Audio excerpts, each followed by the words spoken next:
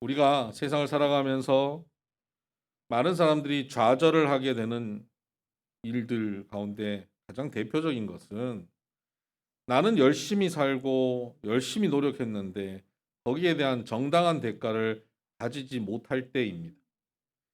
평생을 열심히 일을 해도 집 한 칸 마련하기 어려울 때, 매일매일 쉬지 않고 일을 하는데 빚은 점점 쌓여갈 때, 반면 이렇게 정당하게 열심히 정직하게 노력하는 나와는 달리 부정부패를 저지르고 거짓을 일삼는 사람들이 호의호식하는 모습을 볼 때는 분노하게 되는 것이죠.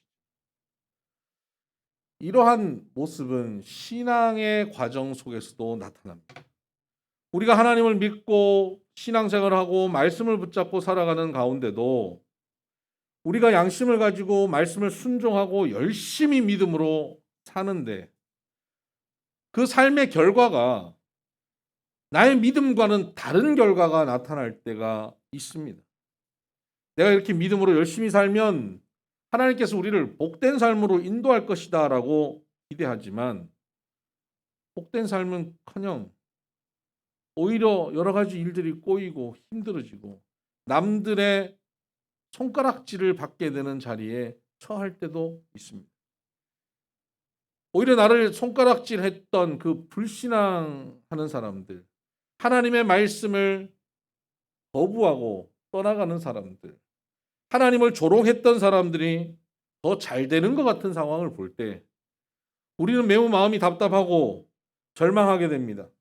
그동안 내가 하나님을 믿는다고 한 것이 정말 제대로 된 신앙이었나? 내 신앙생활에 근본적인 회의가 오고요. 더 나아가면 하나님은 살아계신 게 맞나? 하나님은 정말 계시는 건가? 라는 하나님을 향한 신앙의 질문이 생깁니다. 오늘 우리가 읽었던 이 본문에 등장하는 여호사밧이라는 왕과 유다의 백성들은 아마도 그들이 열심히 신앙생활을 했지만 그들의 믿음의 결과와는 전혀 다른 결과가 나타난 현실 앞에서 아마 이렇게 좌절하고 절망하고 때로는 분노하고 있었을 것입니다. 오늘 이 사건의 배경을 좀 살펴보면 여호사밧이 왕이었을 때 그가 잠시 좀 실수를 합니다. 그리고 북이스라엘의 아합 왕과 손을 잡고 악인과 함께 더불어 살았던 시간이 있습니다. 그것을 회개하고 그는 이제 말씀으로만 살겠다고 다짐합니다. 그리고 왕이 직접 말씀을 들고 나라 구석구석 지방을 다니면서 그곳에 가서 여호와 하나님만을 섬기라고 백성들에게 말씀을 가르치고 나눕니다. 얼마나 귀한 사역을 감당합니까? 하나님께서 참 기뻐하실 일을 합니다. 온 나라에 하나님의 말씀의 부흥 운동을 왕이 직접 나서서 하고 있는 것입니다. 이스라엘 역사 가운데 이렇게 말씀을 가지고 왕이 직접 찾아다니면서 말씀을 나누었던 역사가 또 있었겠습니까? 하나님께서는 너무나 기뻐하시고 감격하셨을 겁니다. 이렇게 열심히 하나님의 말씀에 헌신하는 여호사밧은 믿음이 있었을 겁니다. 그리고 백성들의 믿음도 분명히 있었을 것입니다. 그것에 대한 확신에 찬 고백이 19장 11절 하반절에 이렇게 기록되어 있습니다. 19장 11절 마지막 부분입니다. 너희는 힘써 행하라. 여호와께서 선한 자와 함께 하실지로다 하니라. 아멘. 여호와께서 선한 자와 함께 하실 것입니다. 말씀에 힘써 나아가면 하나님 앞에 정직하게 신앙생활을 제대로 하면 그 사람이 선한 자인데 그와 하나님은 함께 하실 것이다. 두려워 마라. 염려하지 마라. 하나님께서 우리의 길을 인도하실 것이고 형통하게 하실 것이다라는 그런 확신이 여호사밧에게도 있었고 말씀을 공급받은 백성들에게도 생긴 것이죠. 그러면 그 믿음의 확신을 가진 이에게 어떤 결과가 오게 됩니까? 하나님께서 함께 하셔서 그들의 삶에 평화가 깃들고 그들이 하는 일들마다 형통하여져서 모든 사람들이 볼 때 야, 하나님 잘 섬기더니 저렇게 복을 받았구나 하는 인정을 받는 삶이 되기를 우리 모두 기대하고 있지 않겠습니까? 그런데 20장 1절을 보면 그 후에 우리의 기대와는 전혀 다른 결과가 나오고 있습니다. 그 후에 모압 자손과 암몬 자손들이 마온 사람들과 함께 와서 여호사밧을 치고자 한지라. 전쟁이 벌어진 것입니다. 한 나라만 온 게 아니에요. 한 민족만 온 게 아닙니다. 모압과 암몬 그리고 에돔 족속까지 찾아온 것입니다. 굉장히 강력한 민족들이 3개국 연합으로 이 남유다를 공격합니다. 하나님 말씀에 순종하고 나면 복을 받아야지. 어떻게 이런 일을 당한다 말입니까? 아니 하나님 앞에 그렇게 순수하게 말씀을 붙잡고 하나님께 예배했는데 하나님 어쩌면 이럴 수가 있습니까? 이런 일을 당할 때 우리는 좌절합니다. 두려움에 빠집니다. 분노합니다. 원망하게 됩니다. 이런 감정은 매우 자연스럽게 우리 가운데 나타나는 감정입니다. 아무리 믿음 좋은 사람도 이런 일을 겪었을 때 이런 두려움이 없거나 놀랍거나 좌절이 없는 사람은 없을 것입니다. 그 순간 찾아오는 이 감정적인 어려움은 모두에게 나타납니다. 그러나 우리는 그러한 감정이 찾아오는 자연스러운 현상에 머물러 있어서는 안 되는 것입니다. 오늘 본문은 우리에게 그 어려운 감정, 절망하고 두려워하는, 염려하는 감정에서 벗어나기를 권면하고 있습니다. 3절을 보면 여호사밧이 두려워하여, 이 두려워하는 것은 여호사밧도 당연히 자연스럽게 벌어지는 겁니다. 두려워하여 그 이후에 그의 행동이 놀랍습니다. 여호와께로 낯을 향하여 간구하고 두려워하여서 여호와께 낯을 향하고 있습니다. 여러분 두려워하면, 여러분 불안하면, 여러분 염려하면 어디를 향하십니까? 두려워하면 두려워하게 하는 문제를 향해 더 집중하지 않습니까? 염려가 생기면 염려케 되는 상황에 더 집중하지 않습니까?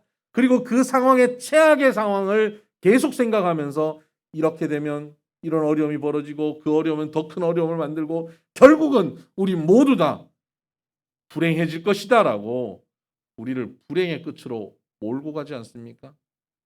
너무나 자연스럽게 우리의 감정은 그렇게 불행과 불행으로 연결시켜서 꼬리에 꼬리를 물고 점점 염려, 불안, 두려움으로 끌고 갑니다. 그런데 하나님의 말씀을 붙잡고 있던 믿음의 사람은 다릅니다.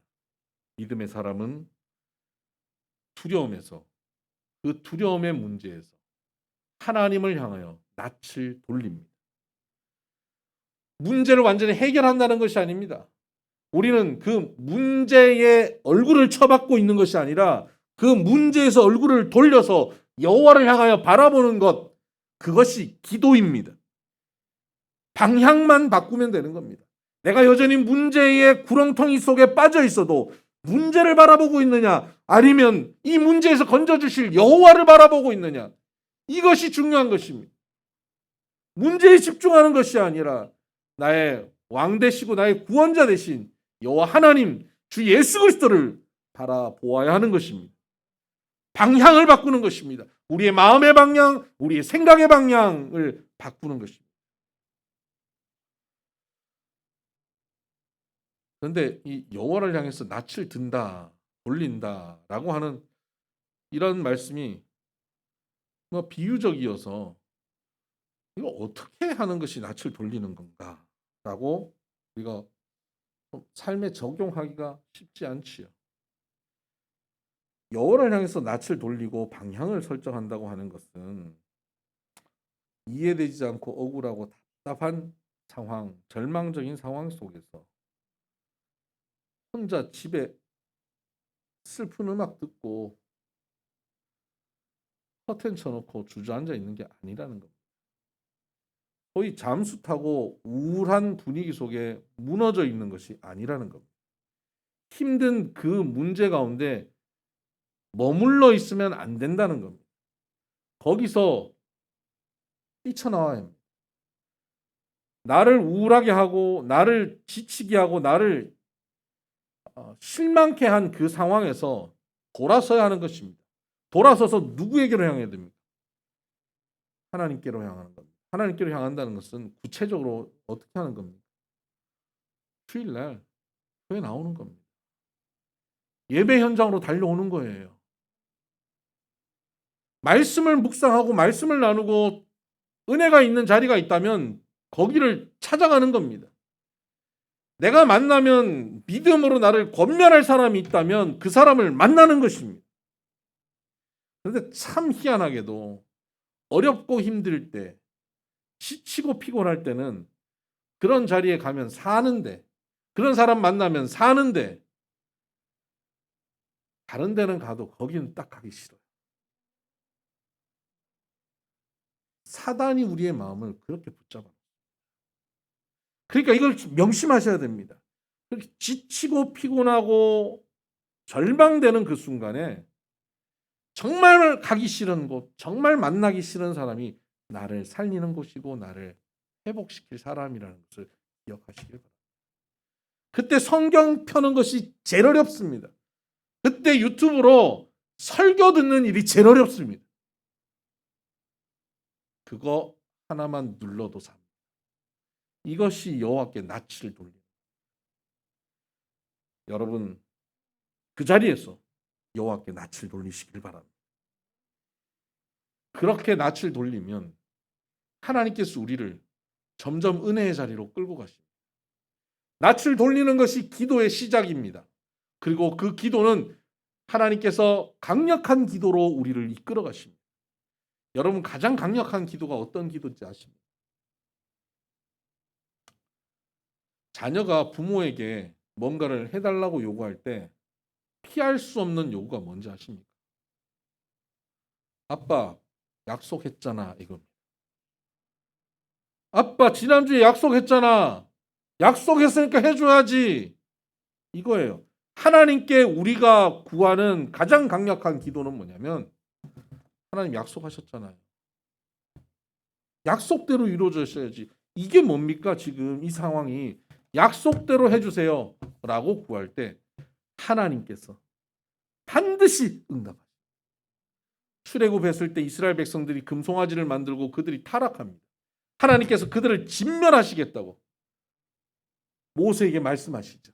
그때 모세는 하나님 앞에 어떻게 합니까? 하나님, 아브라함, 이삭, 야곱 우리 믿음의 선조들에게 약속하신 것 있지 않습니까?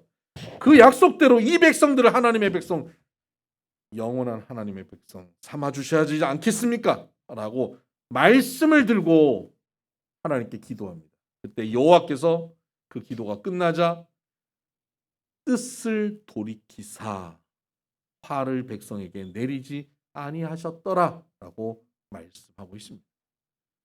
하나님의 뜻을 돌이키는 기도, 하나님의 응답을 가져오는 기도, 말씀을 붙잡고 구하는 기도. 오늘 여호사밧의 기도가 이런 기도로 나아갑니다. 7절을 보십시다.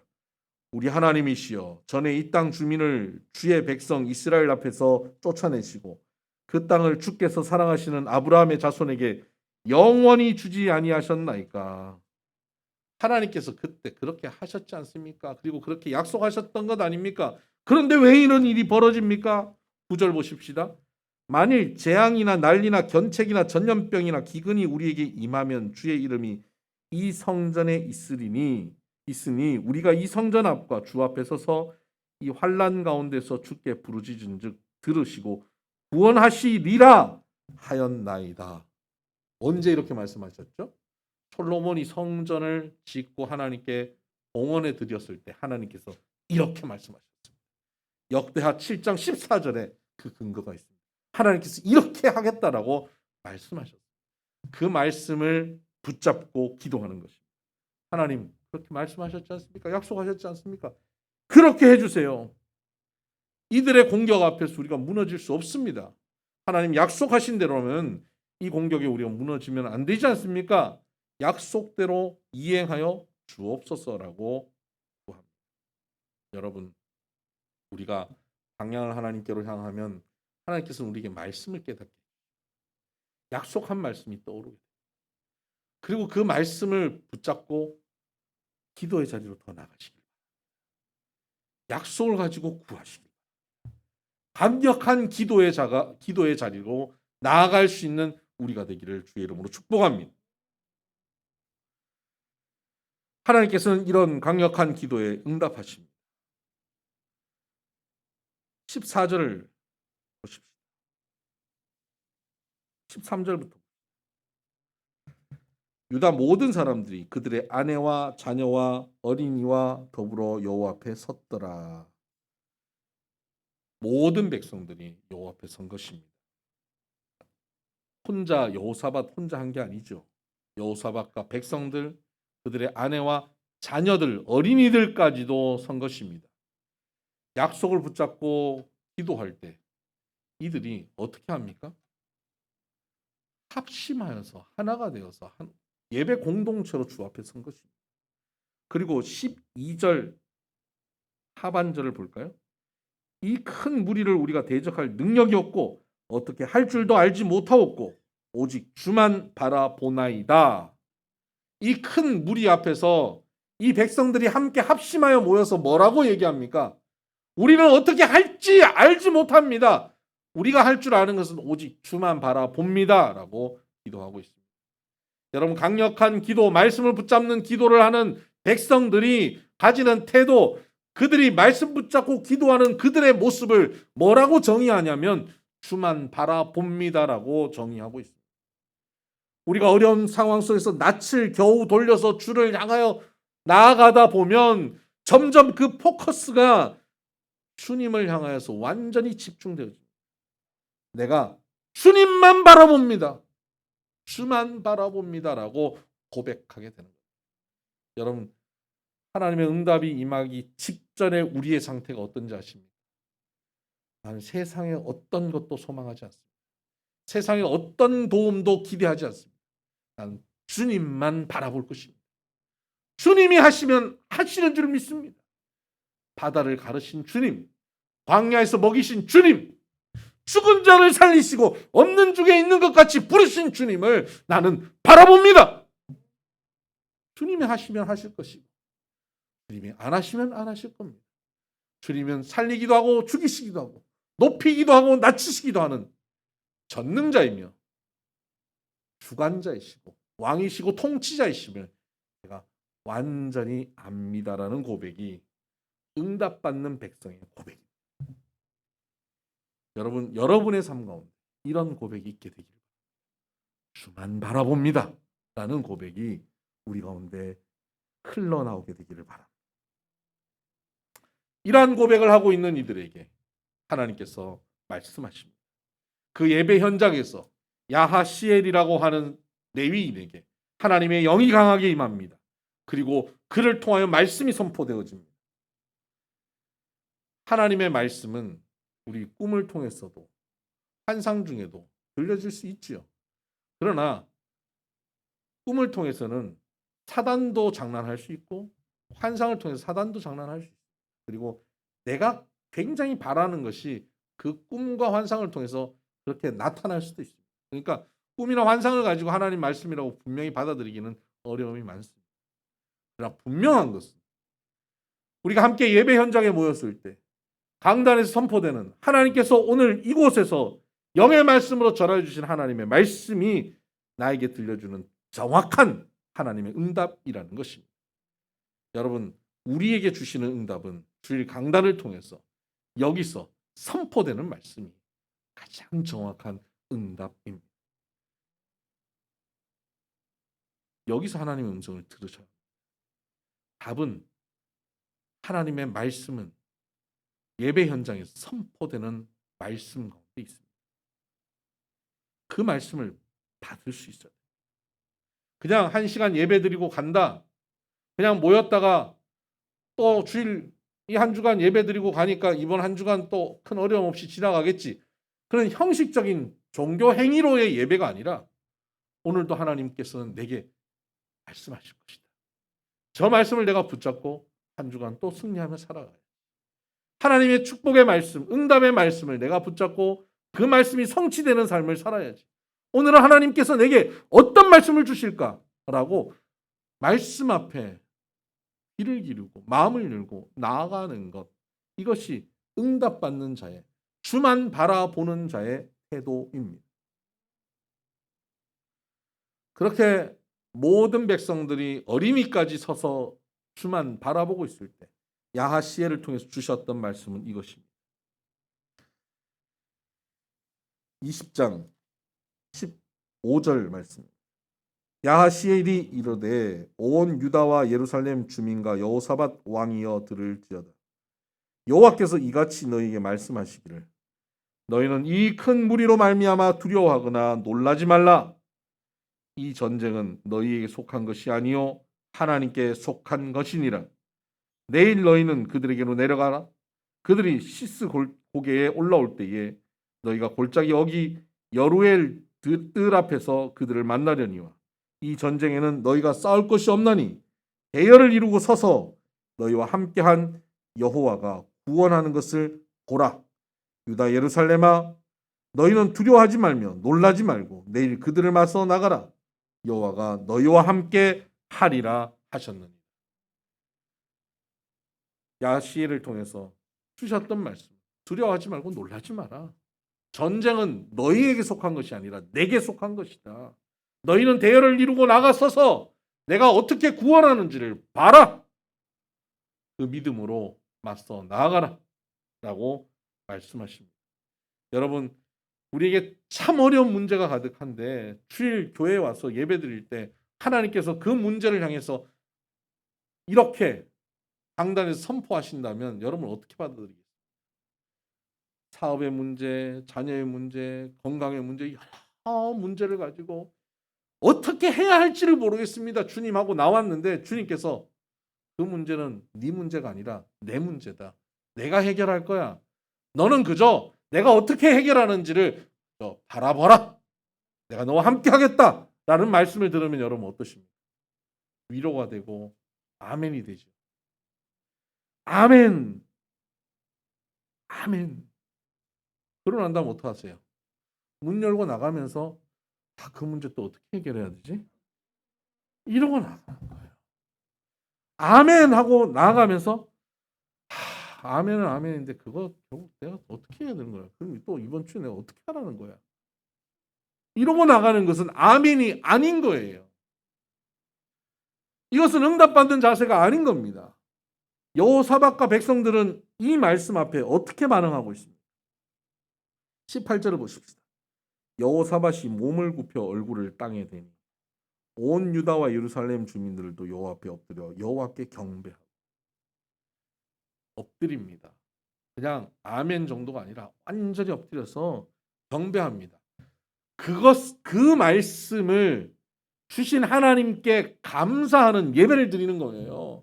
감격한 걸 말씀대로 이루어지이다. 그 사극에 보면 그렇잖아요. 왕이 말하고 나면 신하들이 뭐라 그럽니까? 성은이 만극하나이다. 이거예요. 성은이 만극하나이다. 말씀대로 이루어질 것입니다. 어명이니 이루어질 것입니다. 그래서 가서 뭐라 그럽니까? 어명이요 그러면 끝나는 거 아닙니까? 하나님의 말씀은 이 만물을 향한 어명입니다. 누가 그 어명 앞에 거역하겠습니까? 그 말씀이 선포되었으니 우리는 엎드려서 아멘! 주님 말씀대로 이루어질 것입니다. 라고 완전히 그 앞에 순종합니다. 그리고 19절 보십시오. 그앗 자손과 고라 자손에게 속한 레위 사람들은 서서 심히 큰 소리로 이스라엘 하나님 여호와를 찬송하리라. 예배를 돕는 이들입니다. 이들이 그냥 찬송하는 게 아니라 심히 큰 소리로 찬송하고 있습니다. 엎드려서 아멘 하고 있는데 성가대가, 찬양대가 큰 소리로 찬양하는 겁니다. 준비된 찬양이 아니었어요. 연습한 찬양이 아니었어요. 터져 나오는 찬양. 아멘 했더니 그 아멘으로 인해서 오는 그 평안과 기쁨과 만족과 확실히 넘쳐 흘러서 나오는 찬양, 그 찬양을 드리고 있는 것입니다. 그리고는 그 다음날 어떻게 됩니까? 20절 이에 백성들이 아침이 일찍 일어나서 드고와 들로 나가니라. 나갈 때에 여호사밧이 서서 이르되 유다와 예루살렘 주민들아 내 말을 들을지어다. 너희는 너희 하나님 여호와를 신뢰하라. 그리하면 견고히 서리라. 그의 선지자들을 신뢰하라. 그리하면 형통하리라 하고 아침이 일찍 일어나가는데 여호사밧이 다시 한번 얘기합니다. 여호와를 신뢰하라. 어제 야하시엘을 통해서 선포하신 그 하나님의 말씀을 신뢰해라. 그 선지자를 신뢰해라. 사람의 말이 아니라 하나님께서 그를 통하여 전하신 말씀이다. 신뢰해라. 그러면 형통하리라 하고 그 말씀을 다시 한번 신뢰할 것을 강조합니다. 그리고 백성들과 더불어 의논합니다. 21절 백성과 더불어 의논하고 백성과 함께 의논해요. 뭘로 의논할까요? 이제 우리가 나아가는데 어떻게 서서 바라볼 것인가? 대열을 어떻게 정비할 것인가? 그러잖아요. 대열을 갖추고 서서 바라보라 그랬어요. 대열을 어떻게 할 것인가? 누가 맨 앞에 설 것이고 그 뒤에 누가 설 것이고 순서를 어떻게 줄을 어떻게 세울 것인가 의논하는 거예요. 저는 인류가 지금까지 한 회의 중에 이 회의가 제일 의미 있는 회의인 것 같아요. 보통 회의는 다 회의적이잖아요. 그런데 이 회의는 정말 너무너무 하나님께서 기뻐하시는 회의. 의논하면서 어떤 의논을 합니까? 21절 백성과 더불어 의논하고 노래하는 자들을 택하여 거룩한 예복을 입히고 군대 앞에서 행진하며 여호와를 찬송하여 이르기를 여호와께 감사하세 그의 인자하심이 영원하도다 하게 하였더니 아니 군대 앞에 찬양대를 세워 전쟁터인데 군대 앞에 성가대를 세우는 것입니다. 말이 안 되는 것 아닙니까? 근데 이들이 말씀을 받고 믿음으로 아멘하고 나니까 이렇게 해야 되겠다고 생각해요. 하나님께서 이것을 시킨 게 아니에요. 하나님의 말씀에 대한 그들의 반응이에요. 하나님께서 찬양대를 앞에 세우라고 하시지 않았지 않습니까? 그냥 대열을 갖추고 바라보라고만 했지 언제 찬양하라고 했습니까? 그런데 그들이 아멘하고 감격하니까 찬양이 그 앞서 나가게 되는 것입니다. 얼마나 넘치는 응답입니까? 넘치는 반응입니까? 리액션이 탁월하지 않습니다. 이러한 신앙의 리액션이 얼마나 놀라운 역사를 이룹니까? 아직도 전쟁이 시작도 안 됐습니다. 아직도 문제는 해결이 안 됐습니다. 현상적으로 문제는 전혀 해결되지 않은 상태였지만 그들을 이끌고 있는 것은 찬양입니다. 감사가 이미 나온 거예요. 감사할 상황을 바라보고 감사한 것이 아니라 말씀을 붙잡고 감사하는 거예요. 상황이 변하고 나서 모든 것이 바뀌었으니까 참 감사하다고 얘기한 게 아니에요. 하나님께서 말씀하신 것에 확신이 생겨서 감사가 넘치고 기쁨이 넘치고 찬양이 흘러나오기 시작한 것입니다. 바울과 실라가 빌립보 감옥에 갇혀 있을 때 그 어렵고 힘든 그 감옥살이 중에 그들이 그 억울한 상황 속에 매맞고 힘든 상황 속에 그들에게서 하나님 언제 우리를 건져주실 거예요? 라는 탄식이 기도가 나온 것이 아니라 찬양이 나왔습니다. 그때 땅이 진동하고 옥문이 열려버리지 않습니다. 여러분 우리가 말씀을 붙잡고 우리의 심령 깊은 곳에서 찬양이 흘러나오기 시작할 때 감사가 흐를 때 옥문이 열리는 역사가 있을 것입니다. 찬양이 흐를 때 하나님께서 주시는 승리가 현실화되기 시작합니다. 여러분 그들이 찬양을 시작할 때 22절 그 노래와 찬송이 시작될 때에 여호와께서 복병을 두어 유다를 치러 온 암몬 자손과 모압과 세일산 주민들을 치게 하심으로 그들이 패하였어요. 언제요? 찬양이 시작될 때. 우리에게 찬양이 흘러나오기 시작할 때 하나님께서 일하십니다. 강력한 승리가 이루어질 것입니다. 매주일 예배 시간에 설교가 끝나고 나면 결단 찬양을 우리가 하지 않습니다.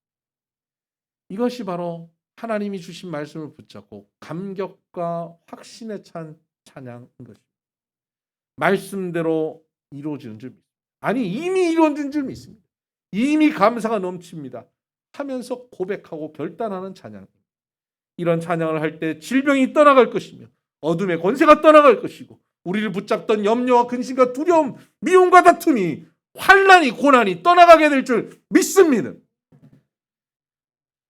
이렇게 믿음으로 찬양하며 누리게 된 하나님이 주시는 승리, 이 전쟁은 내게 속한 것이라고 하나님께서 승리하게 하신 이 승리는 얼마나 놀랍고 큰지, 백성들이 그 승리 이후에 전리품을 취하러 다녀요. 적진을 가서 전리품을 취하는데 얼마나 취할 전리품이 많은지 3일 동안 전리품을 취하여도 부족했다라고 기록되어 있습니다. 25절 하반절입니다. 각기 탈취하는데 그 물건이 너무 많아 능히 가져갈 수 없을 만큼 많으므로 사흘 동안에 거두어 드리고. 여러분, 하나님께서 우리에게 승리를 주시고 나면 추수하는데도 시간이 부족합니다. 승리를 세는데, 받은 복을 세는데 밤을 셉니다. 여러분에게 이러한 은혜가 있게 되기를 바랍니다. 보통 사람들은 걱정하고 염려하고 고민하느라 밤새지만 하나님의 승리를 맛본 사람은 받은 복을 세느라 밤새입니다. 하나님께서 주신 은혜에 감사하느라 밤새입니다. 그 감사에 간증하느라 밤을 셉니다. 여러분, 이렇게 밤새는 날이 오기를 주의 이름으로 축복합니다. 그리고 넷째 날에 그들이 승리의 골짜기에 서서 하나님께 송축합니다. 찬양을 드립니다. 완전한 승리에 대한 찬양입니다. 그리고 그 골짜기를 브라가 골짜기라고 이름 붙입니다. 송축의 골짜기. 여러분, 그 골짜기는 원래 죽음의 골짜기, 사망의 골짜기, 실패의 골짜기, 패배의 골짜기가 될 뻔했지 않습니까? 그런데 하나님께 얼굴을 향하고 말씀을 붙잡고 기도하고 하나님의 응답 앞에 아멘으로 화답하고 찬양하고 나아갔더니 그 사망의 골짜기가 송축의 골짜기로 바뀝니다. 우리의 인생은 늘 굴곡진 골짜기가 나타나게 되어 있습니다. 골짜기가 이 골짜기 하나 지나면 또 다른 골짜기가 나타나고 더 심각한 골짜기가 나타나고 우리를 염려와 근심과 두려움으로 끌고 가는 골짜기들이 있습니다. 그런데 오늘 말씀처럼 여호와께 낯을 돌리고 말씀을 붙잡고 간구하며 응답받고 찬양하고 나가면 그 골짜기들이 모두 다 브라가 골짜기, 송축의 골짜기가 될 줄 믿습니다. 여러분의 삶의 모든 골짜기가 이 송축의 골짜기가 되기를 주의 이름으로 축복합니다. 기도하십시다.